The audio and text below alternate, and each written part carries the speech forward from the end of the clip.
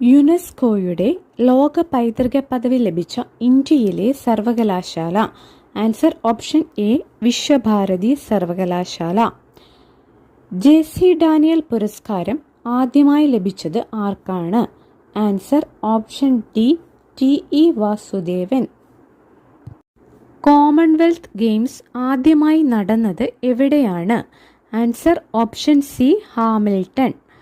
Hangzhou Asian ഗെയിംസിൽ ഇന്ത്യക്ക് എത്ര മെഡൽ ലഭിച്ചു? Answer option D 107. നീതി ആയോഗിന്റെ ചീഫ് എക്സിക്യൂട്ടീവ് ഓഫീസർ ആരാണ്? Answer option A BVR Subrahmanyan. Indian national കോൺഗ്രസിന്റെ 1929 ലാഹോർ സമ്മേളനത്തെക്കുറിച്ചുള്ള ശരിയായ പ്രസ്താവന ഏതാണ്? ആൻസർ ഓപ്ഷൻ ബി 1ഉം 2ഉം.